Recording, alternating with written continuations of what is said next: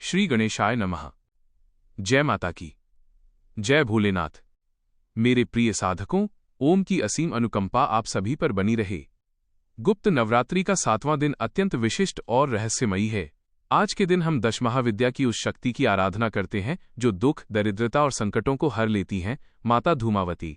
माता धूमावती को अलक्ष्मी भी कहा जाता है, लेकिन वे भक्तों के कष्टों को भस्म करने वाली परम करुणामयी माँ हैं। पौराणिक व्रत कथा।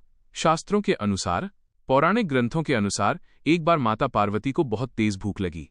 उन्होंने महादेव से भोजन मांगा, लेकिन महादेव ध्यानमग्न थे।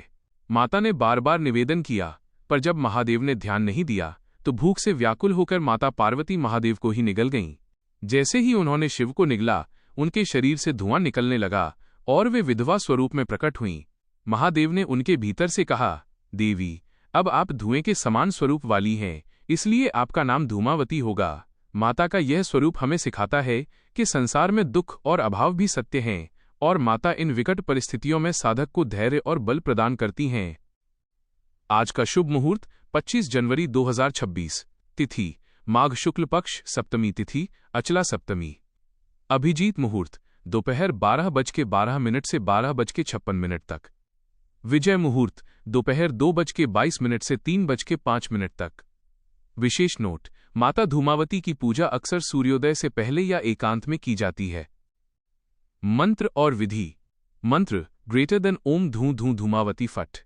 विधि, आज के दिन सफेद वस्त्र धारण करना शुभ होता है।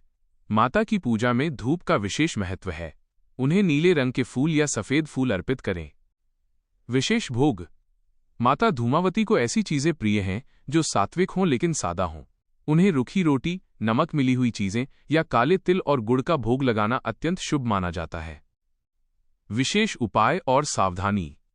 उपाय 1. दरिद्रता दूर करने के लिए आज के दिन एक काले कपड़े में काले तिल बांधकर माता को अर्पित करें और फिर उसे बहते जल में प्रवाहित कर दें। 2. कष्ट निवारण। यदि परिवार में बहुत कलह रहती हो तो घर के मुख्य द्वार पर थोड़ा सा गंगाजल छिड़कें और माता से सुख शांति की प्रार्थना करें। सावधानी। माता धूमावती उग्र शक्ति हैं।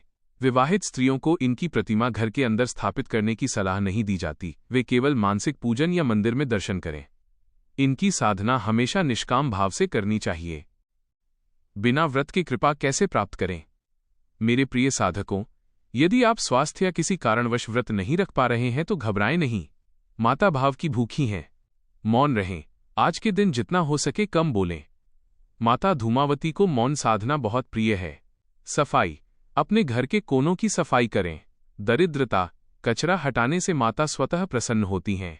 दान। किसी गरीब या असहाय व्यक्ति को काले वस्त्र या कंबल दान करें। मेरे प्रिय साधकों, माता धूमावती आपके जीवन के समस्त कलह और अभावों को भस्म कर दें, यही मेरी प्रार्थना है। भावनात्मक निवेदन।